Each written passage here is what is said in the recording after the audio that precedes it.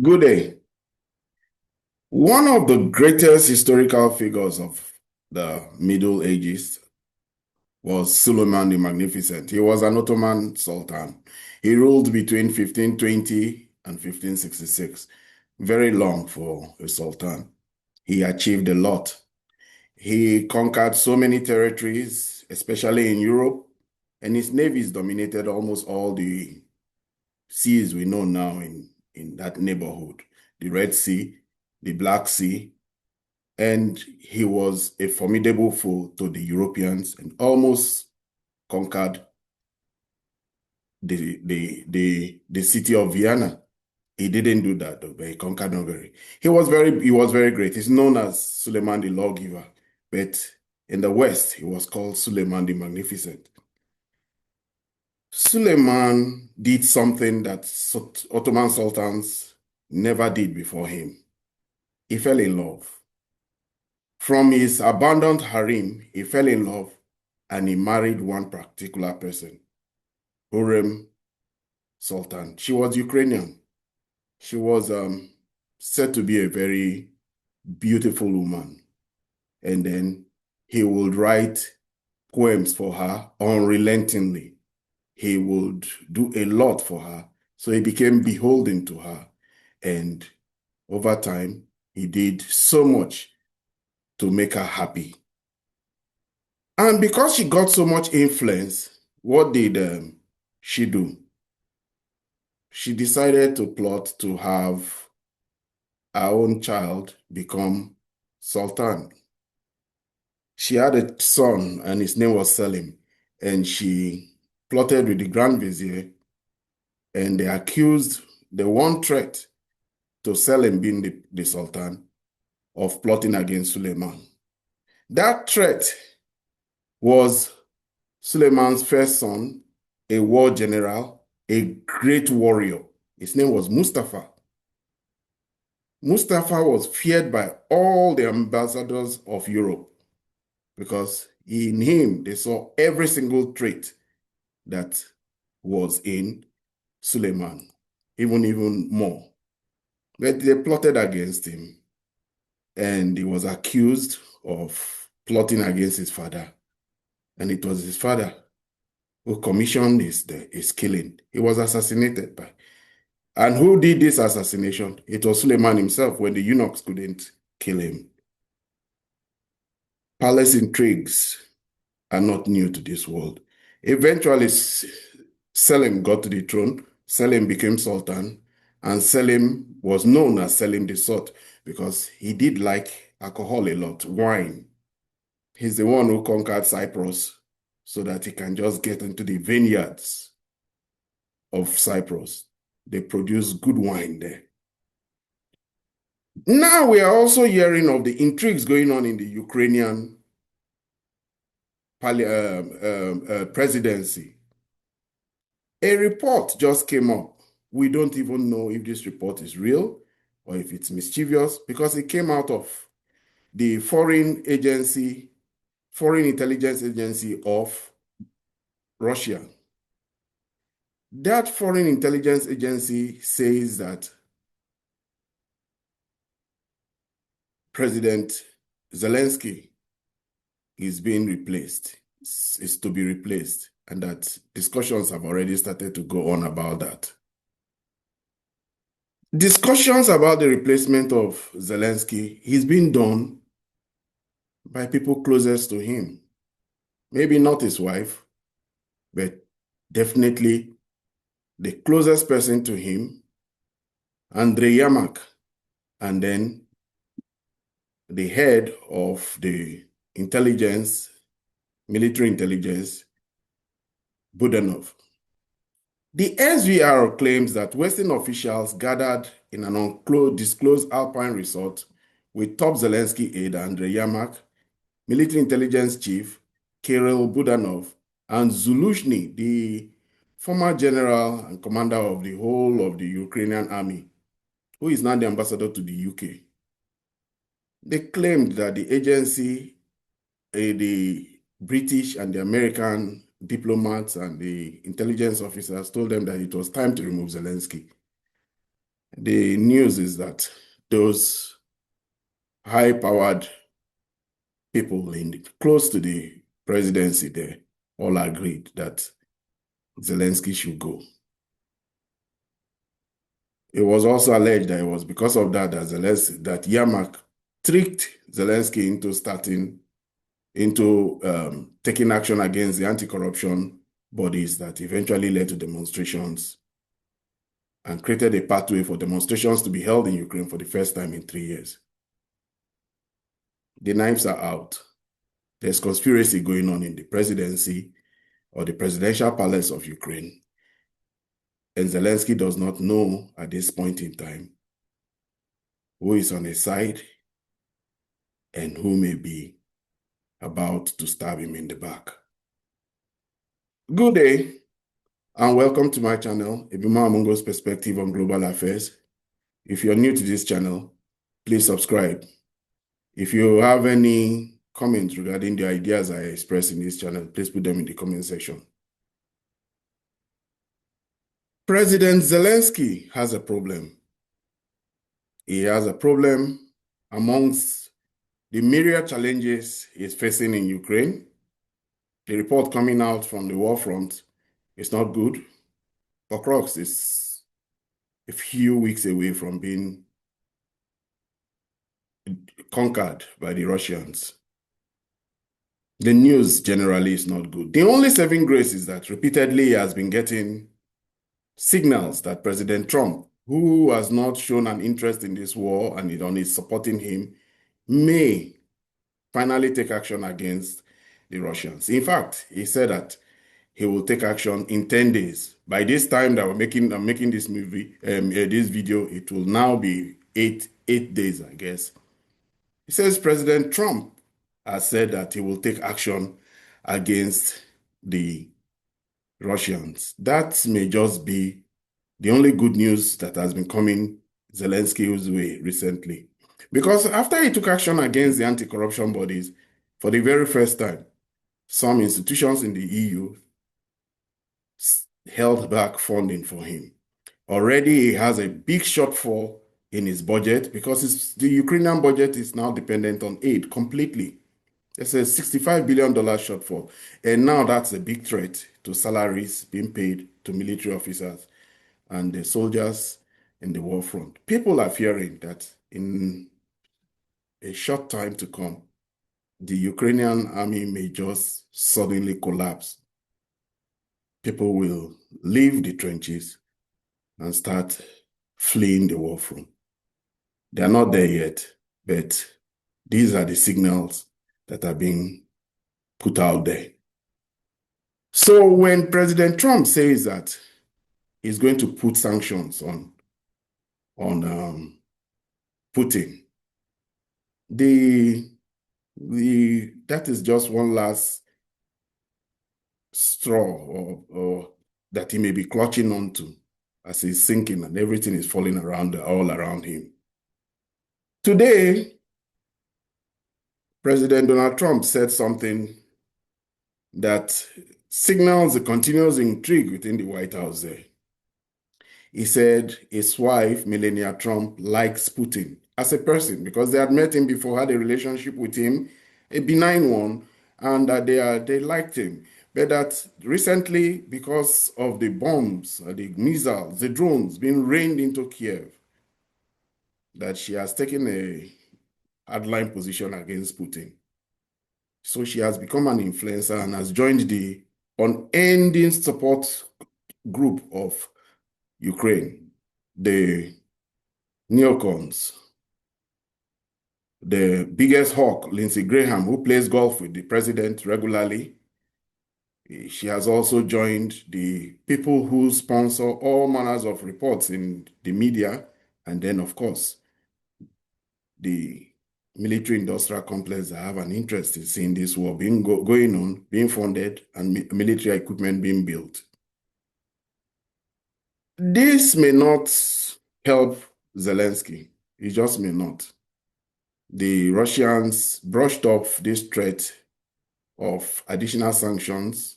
Dmitry Peskov just didn't seem bothered about it. The only person who came out and made a statement against it and said, Russia is not Israel or Iran, is the former president of Russia, Dmitry Medvedev, who is now the deputy chair of the Russian Security Council. So this is the reality that Zelensky is facing now. Zelensky has been penciled down for replacement by Zulushny, according to this report by the Russian intelligence agency. And it is the incentive that the Russians have in revealing this information is that they are asking if the Ukrainian people feel that this is the democracy they voted for, where their leaders will be chosen for them in Swiss resorts, because the meeting was held in an alpine resort. This is the reality they face now. But for the Russians, the threat may indeed become a source of worry, or because the Americans are unrelenting. Already, while having discussions on tariffs with China, America inserted that clause of wanting China to stop buying Russian oil. The Chinese pushed back very seriously and said they are a sovereign country and they will make sovereign choices, and buying Russian and Iranian oil is very important to their national security. They didn't even agree to discuss it. But Trump has, in many Truth Social posts today, shown that he has gone he has opened full-blown war against Brics. First, Trump revealed that he will not be taking part in the G20 summit that is supposed to take place in South Africa. South Africa is the S in the Brics. He has already imposed 30% tariffs on South Africa that is supposed to start on August 1st. I have a theory about why Trump has a problem against South Africa. Besides being a member of Brics, which is trading among themselves, bypassing the dollar, and doing all the things that Brics is doing to undermine or to create alternative to the financial systems of the West, South Africa is the one that did the unthinkable, stood up against Israel, took them to the International Criminal Court for genocide, and managed to get Netanyahu and some of his ministers designated war criminals. This has led to the backlash that they are finding now under the Trump administration, because the Israeli lobby is very powerful in America, and they are particularly powerful with the Trump administration. We should not forget that one of Trump's biggest supporters is Miriam Mandelson. And Miriam Mandelson, apologetically, is a Zionist. She's not just a Zionist, she's an Israeli. She is worth $39 billion. She's the head of a gambling and casino hoteling organization, the Sands. And because of that, she has immense influence. She was the first person to donate $100 million to the Trump campaign in this new electoral cycle that led to his presidency. She has influence. But beyond that, there are other relationships that the Israeli members of the Israeli lobby have on with Trump. And it's for that reason that even in its first presidency, he did some things, very, very significant things in favor of Israel. First, recognize the Golan Heights. 2, recognize Jerusalem as the capital of Israel. And then 3, removed Israel from, he canceled the JCPOA agreement with Iran. And 4, prevented Turkey from being part of the F-35 program. Whatever excuse was given, those were the goals the Israelis wanted, and they got it all from Trump. So now South Africa has found itself as challenging Israel, and for this, that's their sin. But today also, there was tariffs being handed out to Israel, to India, and to Brazil. For them, their reason, as I think, is that they're members of Brics, but they all have their own significant reasons. With the Indians, it was 25%, and they will be paying penalties for buying Russian gas and Russian oil. The Indians have found diplomatic ways of not responding to this new revelation by the President of America, because they still have a big Indian population, big Indian relationship with America. But let's not forget that India has chosen a path of sovereignty, and India has had long hostilities with America for a long time. They've had better relationships with the Soviet Union, and it is for that reason that US courted Pakistan more and had a better relationship with Pakistan. The new relationship America is trying to build with India is so that it can be one of the launch pads from which they can encircle China and become a threat to China. But India plays a game of sovereignty, and the Americans don't particularly like it. As regards to Brazil was handed a 50% tariff today. Brazil is not a friend of the Americans at this point in time. Because when the Chinese say that they are going to do countermeasures against America, it is the Brazilians they look to. It is them they look to for beef. It is them they look to for soya beans. It is them they look to for all those products, those few farm products that America used to supply to America, to China. So this is hurting significantly American farmers. American farmers are not able to sell wheat, they're not able to sell corn, and they're not able to sell all those farm products that they used to be able to sell to China. And who has picked up this lucrative trade is the Brazilians.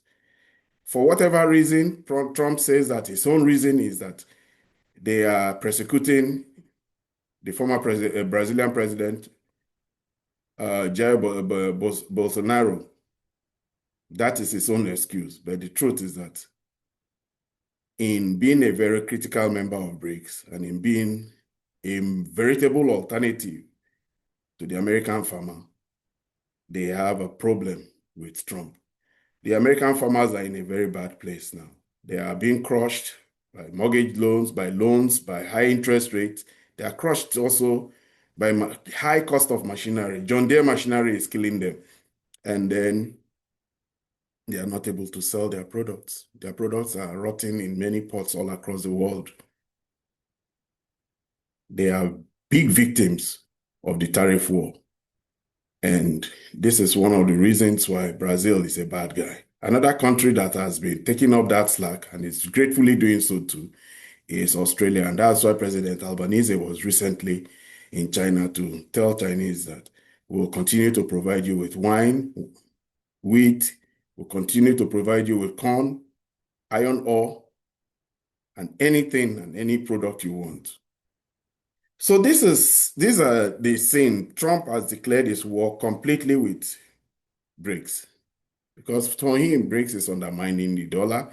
Brics is creating a pathway, and he says he won't stand for it. American dollar is what gives America power. People think that America's power is the aircraft carriers and the F-16 jets and the F-35 jets. No, it's the greenback. America has had a policy for over 40 years of having a strong dollar. They also have had a policy where they sell bonds and sell shares and make all the countries to come buy American treasury bills with the surplus they get, especially the Middle Eastern countries that tended to have a lot of oil revenues and a lot of surplus of that oil sales. They always bought American treasuries, and that helped the Americans to give out loans, sell bonds, make money, and go to wars. There was a time America was fighting a war in Afghanistan and Iraq. They could subsidize America's various actions in both domestic and international, but it's no more. Nobody is buying American bonds like they used to. These days, they put out bonds to be for sale, and foreign buyers stay away from it. They still have a huge amount of institutional buyers within the American economic system, but yet those ones ask for very, very exorbitant yields, 5%. Everybody is buying gold now. Everybody is trading within themselves with national currencies. Everybody is reducing their exposure to the American economy, and Donald Trump does not like it. Brics is the one leading the charge to de-dollarize and undermine the strength of the American dollar. For the Brics, they're only creating an alternative pathway. They believe that there should be alternatives in this world. Because let's look at it. The members of Brics are the ones who have things like, for GSM, they have Beidou, because they know that it is a sovereign asset. The Russians have Glasnost.